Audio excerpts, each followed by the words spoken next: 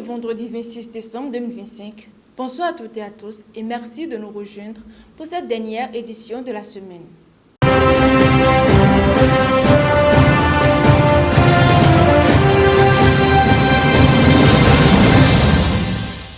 On démarre surtout de l'actualité internationale en Afrique, précisément au Nigeria.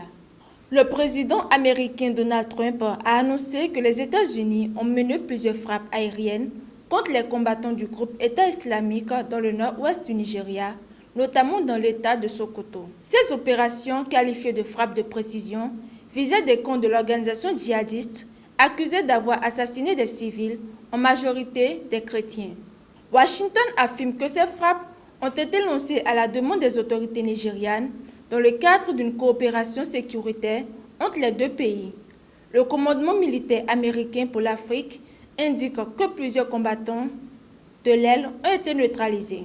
De son côté, le Nigeria confirme cette collaboration tout en rappelant que les violences touchent aussi bien les communautés chrétiennes que musulmanes. Ces frappes marquent la première intervention militaire américaine dans le pays sous la présidence de Donald Trump.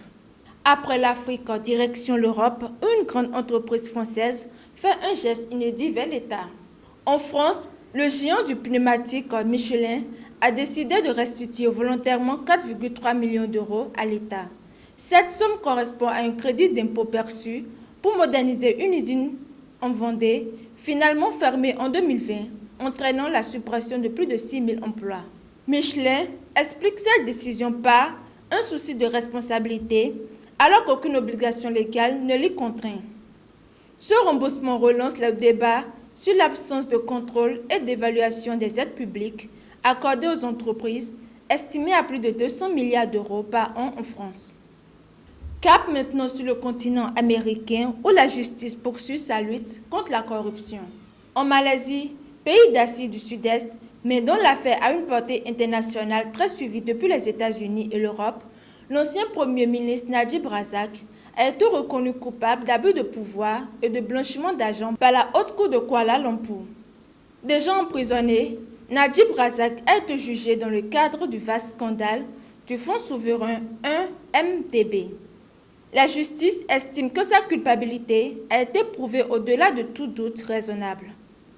Il est accusé d'avoir détourné des centaines de millions d'euros pour des dépenses personnelles, notamment des œuvres d'art et des biens de luxe. Cette affaire avait provoqué des enquêtes internationales et joué un rôle déterminant dans sa défaite électorale en 2018.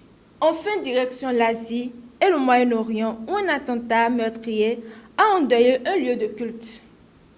En Syrie, une explosion qualifiée de terroriste a fait au moins 8 morts et une vingtaine de blessés dans une mosquée de la ville de Homs au moment de la prière du vendredi. L'attaque s'est produite dans un quartier majoritairement alaouite. Les autorités évoquent un attentat suicide ou un engin d'explosifs. Le groupuscule extrémiste Saraya Ansar al-Sunna a revendiqué l'attaque, promettant de poursuivre ses actions. Le gouvernement syrien dénonce une tentative de déstabilisation du pays, déjà fragilisé par des années de conflits et de tensions communautaires. Ainsi s'achève ce tour de l'horizon de l'actualité internationale. Merci de nous avoir suivis.